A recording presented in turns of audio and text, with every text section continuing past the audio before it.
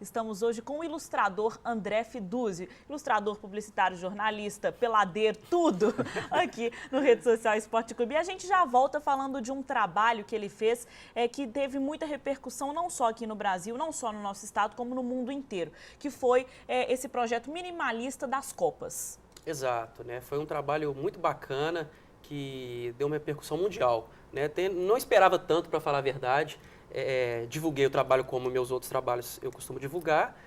Até mandei para alguns sites específicos, né? Esperava algum retorno, mas foi um retorno muito bom, muito interessante, né? Chegava e-mail para mim do mundo inteiro e eu lá só tentando traduzir algumas coisas, porque chegou e-mail até da Coreia do Sul. Muito bacana e o pessoal divulgando demais, né? Então repercutiu muito esse trabalho, foi muito bacana. Então, para você explicar direito esse projeto, eu peguei algumas, né, porque são, obviamente, várias Copas, eu peguei alguns para você explicando como que surgiu essa ideia, essa vontade, então pode ir colocando aí devagarzinho algumas das imagens. A ideia desses cartazes, né, é contar a história das Copas do jeito simples, né, o mais simples possível, né, que a gente chama de minimalista. Procurar uma imagem, alguma coisa que marcou a Copa, né, para poder contar. Né, e usando os traços mais simples possíveis. Né? Essa aí, por exemplo, a Copa de 70, né, que foi o Brasil tricampeão que coroou mesmo, né, o futebol brasileiro. Uhum. Né? Até coloquei assim, um mapa do Brasil com uma coroinha em cima e a taça ali com as 3 estrelas. Pronto, mas a bolinha, essa aí foi simples. Né? Foi que ali todo mundo começou a fazer, não, o Brasil realmente é o país do futebol, tem os melhores jogadores, então essa foi até tranquila de fazer. Uhum. Vamos para a próxima? Aí. Essa aí já foi um pouco mais complicado, né? Porque também, assim, tem que contar a história do Penta, o que marcou? O Ronaldinho estava naquela dúvida, né? Se iria conseguir jogar ou não, e estava machucado, vinha de contusão grave. Então, assim, aí tem lá a história. Ele é aquela interrogaçãozinha. Será que ele vai jogar mesmo? Vai.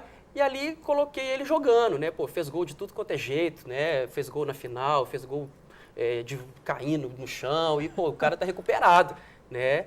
Então, acho que foi ali que marcou, né? A volta do Ronaldinho, né? O Ronaldo, ele virou um fenômeno depois dessa Copa do Mundo, Exatamente. Né? Até então, ele era considerado um excelente jogador, mas que tinha pipocado na Copa de 98. Justamente aquela história esquisita. Que até hoje a gente não sabe o que aconteceu, então ficava a maior dúvida, né? Ele vai conseguir mesmo jogar? O potencial ele tem, mas muita contusão também, a gente sabe que é complicado, por mais talento que a pessoa tenha, as contusões dele foram muito sérias, né? Então, e ele deu totalmente a volta por cima, né? Foi, acho que, um roteiro perfeito ali para qualquer...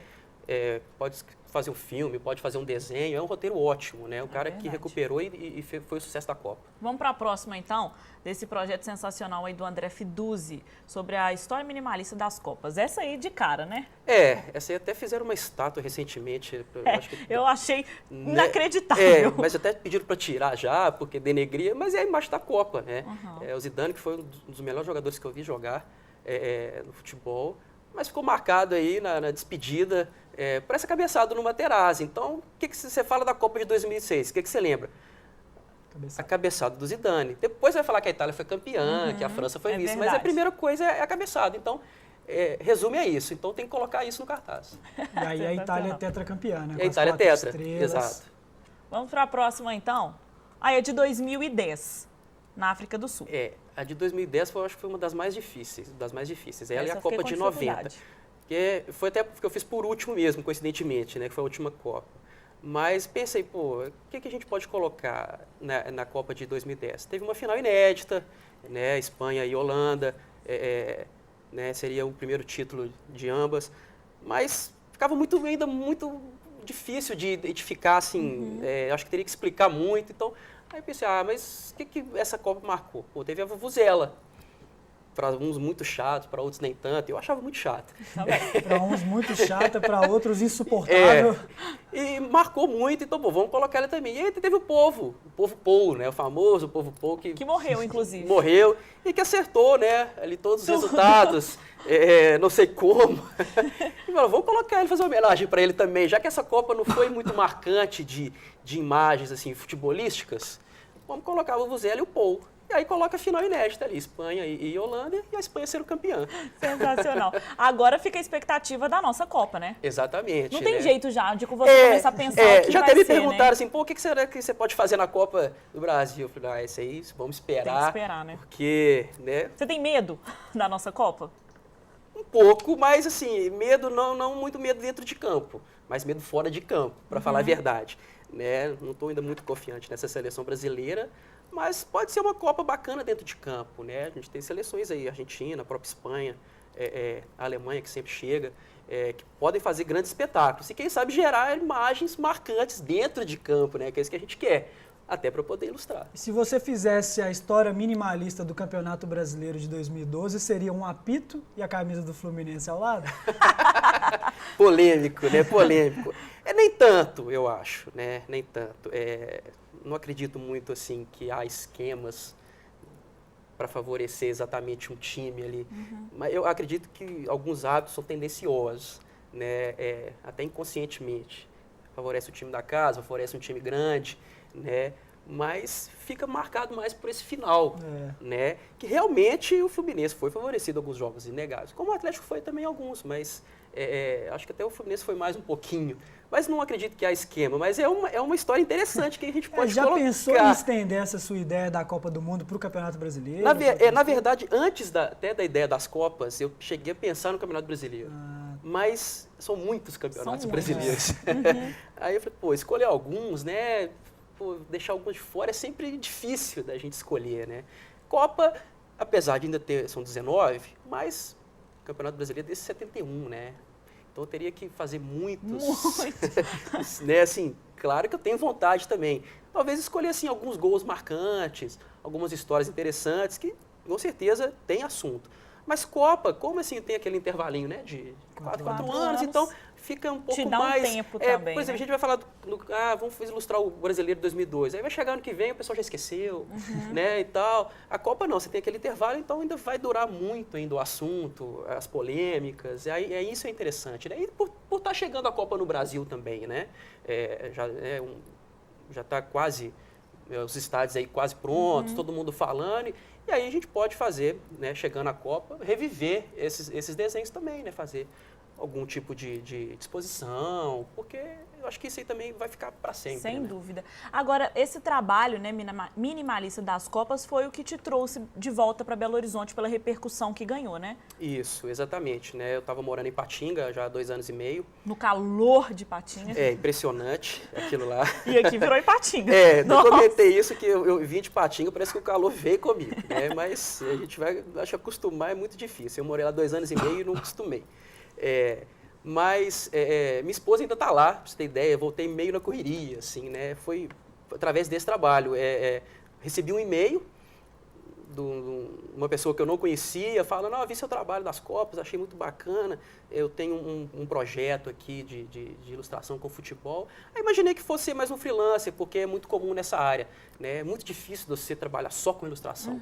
Né? Não tem, assim, eu já tentei outras vezes e tal, mas é muito difícil. E né, se aliar futebol e ilustração, então é mais difícil ainda, trabalhar num lugar fixo. E pensei que fosse mais um freelancer, alguma coisa assim, mas me mostraram o projeto e foi muito interessante, só que precisava de ser aqui em Belo Horizonte. E aí, né, pensei bastante, conversei em casa, porque não é uma decisão fácil, né? Envolve muita conversa, conversei com o pessoal aqui, minha família toda é daqui, da minha esposa também mora aqui, a gente estava morando lá porque ela trabalha lá, e casamento é isso também, né?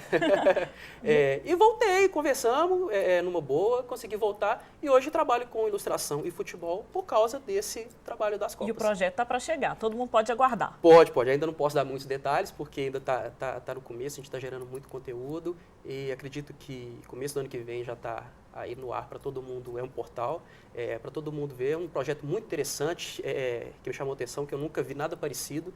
Né? Então, acho que todo mundo vai gostar aí, né? Os amantes do design e os amantes do futebol. E é uma curiosidade que eu tenho aqui, esse seu trabalho, ele demanda um tempo superior aos dos chargistas, né? Por exemplo, do Duque?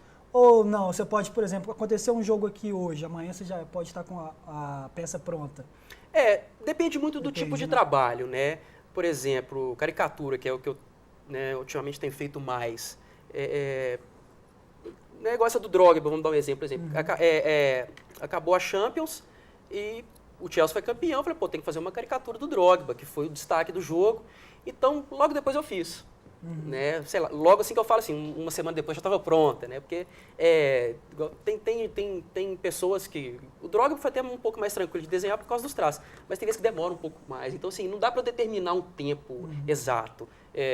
Eu posso dar mais uma estimativa, tipo assim, você vai me pedir um trabalho, a foto é essa e tal, assim, esse aqui eu acredito que com uns 10 dias né? Eu te entrego. Não, esse aqui eu acho que uma semana. Então, assim, vai depender muito disso, assim, bater o olho e achar o que eu consigo fazer em cima da foto. Gente, quanto mais bonita for a pessoa, mais difícil. Quanto mais feio, mais fácil. Pior que é verdade. Quanto mais traços diferentes a pessoa tem, é mais fácil para desenhar. Até assim, tanto na charge tem um pouquinho disso também, às vezes. Né? Acho que quando eu fazia algumas charges, quando eu ficava mais triste, mais chateado com o Galo, né? Que é o time que eu torço, a charge saía mais fácil. O André, você já tem que voltar aqui urgente, né, Vinícius? A gente não falou nada do outro blog dele, do Camisaria. Tem muito assunto pra gente falar. E se você ficou com gostinho de quero mais, é muito simples. Basta entrar no andrefiduzzi.com ou no blog Camisaria. Qual que é o endereço? camisariafutebolclube.blogspot.com.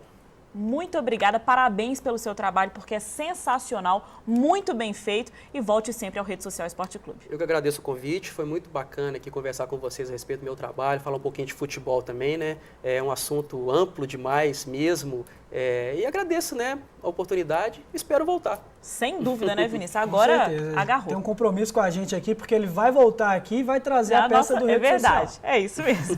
Muito obrigada pela audiência a todos, um super beijo.